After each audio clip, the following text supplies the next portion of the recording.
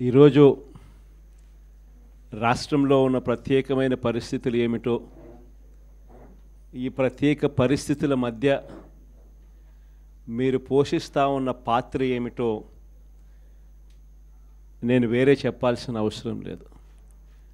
నిజంగా ఈరోజు పార్టీకి అన్ని రకాలుగా ఒక పెద్దన్న పాత్ర ఎవరైనా పోషిస్తూ ఉన్నారు అంటే అది న్యాయవాదులే అని చెప్పాలి.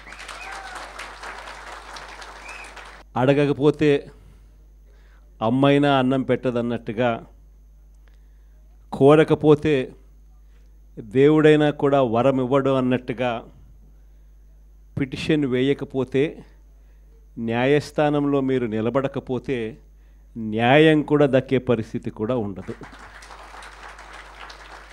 కలియుగం అన్నది ఏమిటి అన్నది ఈ చంద్రబాబు నాయుడు గారి పరిపాలన చూస్తే ఈ 14 నెలల్లో ఓహో ఇదేనా కలియుగము అని చెప్పి అనిపించే పరిస్థితి ఎవరికైనా కూడా అనిపిస్తుంది. ఎందుకనంటే న్యాయం లేదు, ధర్మం లేదు. తమకు గిట్టని వాళ్ళు ఎవరైనా ఉంటే, తమకు నచ్చని వాళ్ళు ఎవరైనా ఉంటే, తమకు వ్యతిరేకంగా స్వరం వినిపించే వాళ్ళు ఎవరైనా ఉంటే తట్టుకునే పరిస్థితి లేదు, జీర్ణించుకునే పరిస్థితి లేదు. ఎలాగైనా తీసుకొని పోయి వాళ్ళని జైల్లో వేయాలి, ఎలాగైనా తీసుకొని పోయి వాళ్ళని చిత్రహింసలు పెట్టాలి, ఎలాగైనా కూడా వాళ్ళ పరువును తీయాలి అనే ఒక నీచమైన సంస్కృతి ఈరోజు మనం చూస్తూ ఉన్నాం. ఒక మనిషిని జైల్లో పెట్టడము అని అంటే తన పరువును, తన ప్రతిష్టలతో ఆడుకోవడం. అవన్నీ తెలిసి కూడా ఏ తప్పు చేయకపోయినా కూడా బురద వేసి తప్పు చేశాడు అని చెప్పి దానికోసం దొంగ సాక్ష్యాలను క్రియేట్ చేసి కేవలం వీళ్ళు పెట్టే ప్రలోభాలు, వీళ్ళు పెట్టే భయం తప్ప వేరే బేసి లేదు, వేరే సాక్ష్యము లేదు. ఇలాంటి పరిస్థితుల మధ్య న్యాయం జరగడానికి కోసం బాధితుల తరపున గట్టిగా నిలబడి వాళ్ళ స్వరం వినిపించే కార్యక్రమం ఎక్కడైనా చేయాల్సిన పరిస్థితి ఏదైనా ఉంది అని అంటే అది ఇంకా మన భుజస్కంధాల మీద ఇంకా బాధ్యత ఎక్కువైంది. కానీ ఏదైనా కూడా న్యాయం, ధర్మం అనేది వాళ్ళ తరపున ఎవరైనా వాళ్ళ తరపున గట్టిగా నిలబడి వాళ్ళకు న్యాయం చేసే పరిస్థితి రావాలి అని అంటే అది మళ్ళీ మీ భుజస్కంధాల మీదనే ఉంది. కాబట్టి మీరు పోషించే పాత్ర చాలా ఇంపార్టెంట్ పాత్ర. మరీ ముఖ్యంగా కష్టకాలంలో ప్రతిపక్షంలో ఉన్నప్పుడు వైఎస్ఆర్ పార్టీకి నిజంగా పెద్దన్నగా మీరు చేస్తూ ఉన్న పాత్ర ఎప్పటికీ కూడా పార్టీ మర్చిపోదని సందర్భంగా తెలియజేస్తాను. ఎవరికి కూడా ఊహించని విధంగా కూడా, ఇంతకుముందు గతంలో ఎప్పుడు జరగని విధంగా కూడా లీగల్ కమ్యూనిటీకి మరీ ముఖ్యంగా ఫస్ట్ టైం లా కంప్లీట్ చేసుకొని తమ కాళ్ళ మీద తాము నిలబడడానికి సిద్ధంగా ఉన్న యంగ్స్టర్స్కు, యంగ్ లాయర్స్కు ప్రభుత్వం అప్పట్లో క్రమం తప్పకుండా సహాయ సహకారాలు అందిస్తూ లా నేస్తం పేరిట అండగా నిలిచిన చరిత్ర కూడా ఇంతకుముందు ఎప్పుడూ జరగల. అదొక్క వైఎస్ఆర్సీపీ ప్రభుత్వం వచ్చిన తర్వాత మాత్రమే ఆ చరిత్ర కూడా చూసాం. అలాంటి పరిస్థితుల నుంచి నిజంగా అట్టడుగు వర్గాలకు తోడుగా ఉండాలని చెప్పి కార్యక్రమంలో భాగంగా ఏకంగా జీపీలు, ఏజీపీల నియామకంలో కూడా ఏకంగా 52% రిజర్వేషన్లు ఇచ్చి అట్టడుగు వర్గాలకు కూడా మంచి చేయాలి అని చెప్పి ఆలోచన చేసిన పరిస్థితులు కూడా గతంలో ఎప్పుడు చూడాల. అప్పుడు కూడా జరిగింది కూడా, అది కూడా వైఎస్ఆర్సీపీ హయాంలోనే. న్యాయవాదులకు సంక్షేమ నిధి కోసం 100 కోట్ల రూపాయలు వాళ్ళకు కేటాయింపులు చేసి అందులో 25 కోట్ల రూపాయల ఖర్చు కూడా ఎప్పుడైనా జరిగింది అని అంటే అది కూడా వైఎస్ఆర్సీపీ ప్రభుత్వ హయాంలోనే.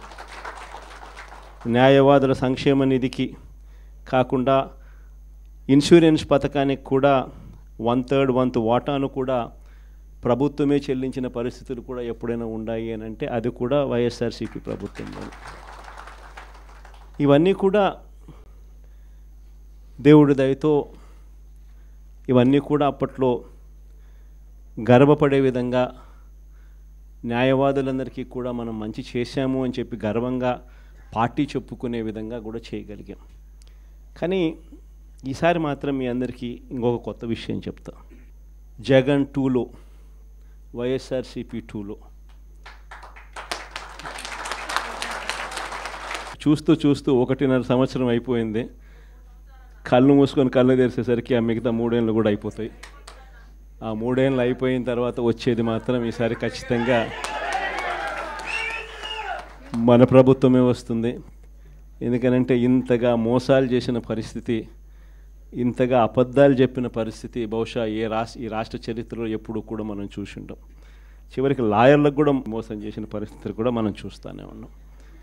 సూపర్ 6లు సూపర్ 7లు అనేటి గాలికి ఎగిరిపోయినాయి.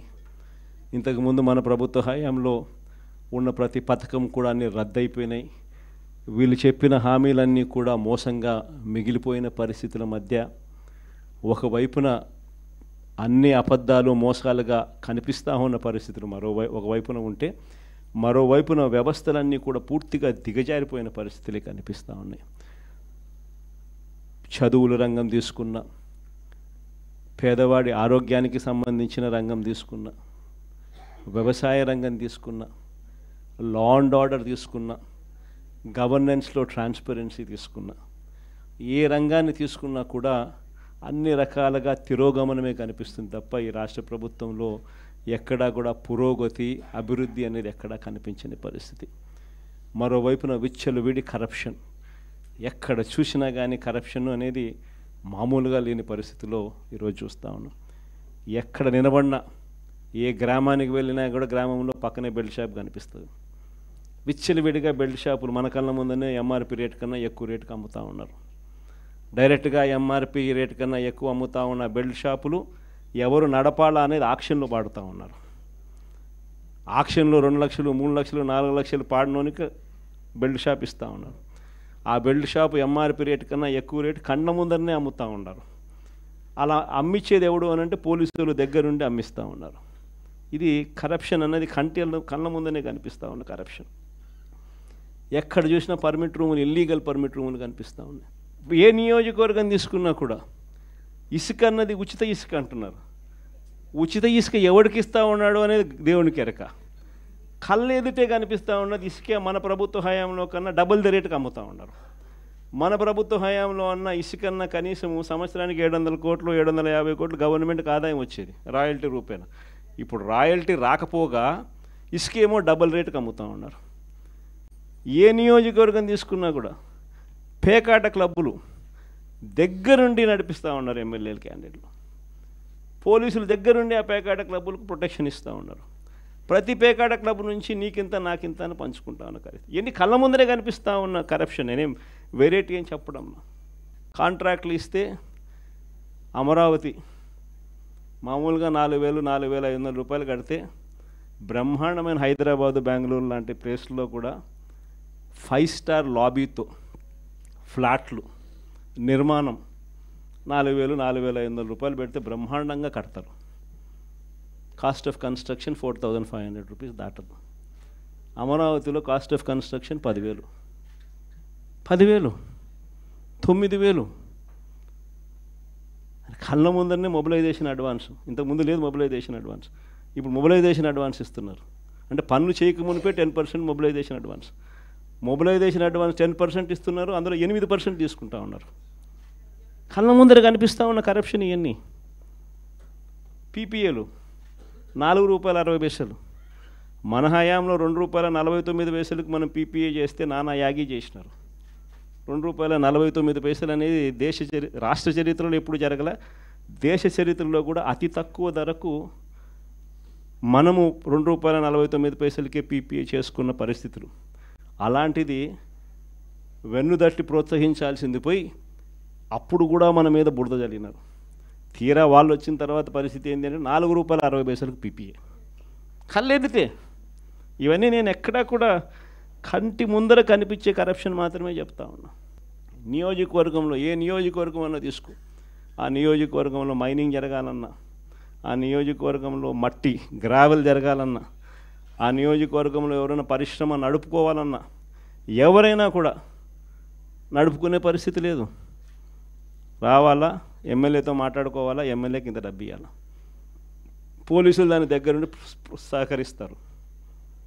ఎమ్మెల్యే ఇంత తీసుకుంటాడు, పైకి ఇంత పంపిస్తున్నాడు. కళ్ళ ముందర కనిపిస్తూ ఉన్న కరప్షన్ ఏంటి? విడిగా జరుగుతూ ఉంది. ఇలాంటి నేపథ్యంలో ఇంత మంచి చేసిన మనకే ఈ పరిస్థితి ఉన్నప్పుడు మరి ఇన్ని అబద్ధాలాడి ఇన్ని మోసాలు చేసి ఇంత దారుణమైన పరిపాలన చేస్తూ ఉన్న వీళ్లకు పరిస్థితి రేపొద్దున దేవుడు ప్రజలు తంతే ఎక్కడ పడతారో నేను వేరే చెప్పాల్సిన పని. ఈ జగన్ 2లో మాత్రం ఖచ్చితంగా ఎవరైతే పార్టీ కోసం చేసినారో ఈసారి ప్రతి ఒక్కరిని కూడా మర్చిపోకూడదు, డేటాబేస్ క్రియేట్ చేయండి అని చెప్తాను. ఈ డేటాబేస్ ఆధారంగానే రేపొద్దున ప్రతి ఒక్కరికి కూడా గుర్తింపు అనేది ఉంటుందనేది ఈ సందర్భంగా ఖచ్చితంగా తెలియజేస్తాను.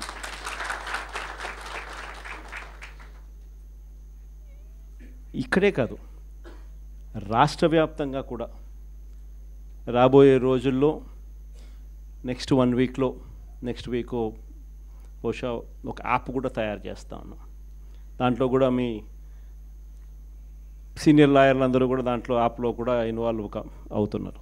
యాప్ తయారీ కార్యక్రమంలో రాష్ట్ర వ్యాప్తంగా వైఎస్ఆర్సీపీ కార్యకర్తకు ఎవరైనా ఎక్కడ అన్యాయం జరిగినా ఆ యాప్ డౌన్లోడ్ చేసుకొని తన పేరు, తనకు ఏమన్యాయం జరిగింది, తనకు ఎవరి వల్ల అన్యాయం జరిగింది, ఆ అధికారి హోదా ఏమిటి, నీకు జరిగిన అన్యాయం ఏమిటి, ఆటోమేటిక్లీ మన డిజిటల్ లైబ్రరీలోకి వచ్చేస్తుంది. ఇక్కడ వచ్చిన తర్వాత రేపొద్దున మనం అధికారంలోకి వచ్చిన తర్వాత వీళ్ళందరి మీద రేపొద్దున జగన్ 2లో ఎవడెవడైతే అన్యాయం చేసినాడు, ఎవడెవడైతే అధికారి తన అధికారాన్ని దుర్వినియోగం చేశాడు, ఎవడెవడైతే అన్యాయంగా మనుషులను చిత్రహింసలు పెట్టారు, వాళ్ళందరినీ కూడా రేపొద్దున చట్టం మీద నిలబడతాం. చట్టం తన పని తాను చేసుకొని పోతుంది. ఎందుకంటే ఈరోజు చూస్తూ ఉన్నాం ఇవన్నీ కూడా. ఈరోజు లాయర్లుగా మనం పోయి వాదించే కార్యక్రమం ఏదైతే మనం చేస్తూ ఉన్నాము అని అంటే, ఎవరి తరపున మనం వాదిస్తున్నాము అని అంటే నిజంగా దెబ్బతిన్న వాని తరపున వాదిస్తూ ఉన్నాం. ఆ దెబ్బ అనేది ఎంత తీవ్రంగా కనిపిస్తూ ఉంది అని అంటే, కళ్ళ ఎదుటే దొంగ సాక్ష్యాలు, దొంగ కేసులు పెడతా ఉన్నారు. అందులో నుంచి దొంగ సాక్ష్యాలు పుడతా ఉన్నాయి. దొంగ సాక్ష్యాల ఆధారంగా మనుషులను తీసుకొని పోయి జైల్లో పెడతా ఉన్నారు. జైల్లో నుంచి ఆ మనిషి బయటకు వచ్చేసరికి ఆ కేసు అయిపోయేసరికి మరో కేసు, కరెక్ట్గా ఆ కేసు అయిపోయే టయానికి మళ్ళీ ఎక్స్టెన్షన్, మళ్ళీ ఆ కేసు అయిపోయేసరికి ఇంకొక కేసు, మళ్ళీ ఎక్స్టెన్షన్. నిజంగా ఈ వ్యవస్థ లేకన్నది మార్పు అనేది రావాలా. అధికారం ఉంది కదా అని చెప్పి, యూనిఫామ్ ఉంది కదా అని చెప్పి దుర్వినియోగం పరచడం అన్నది ఎంతటి బాధ కలిగిస్తుంది అటువైపున వ్యక్తికి కూడా అన్నది ఇటువైపున వ్యక్తికి కూడా అర్థం కావాలి. అర్థం కావడానికి అందుకనే లాయర్లు చేయించిన ఈ యాప్ని మనందరి సమక్షంలోనే నెక్స్ట్ వీక్ అది కూడా లాంచ్ చేసే కార్యక్రమం కూడా చేస్తాం. రాష్ట్ర వ్యాప్తంగా ఈ కార్యక్రమాలన్నీ చేసే ప్రతి విషయంలో కూడా మరొక్కసారి మళ్ళీ చెప్తా ఉన్నా, మీ పాత్ర చాలా ముఖ్యం.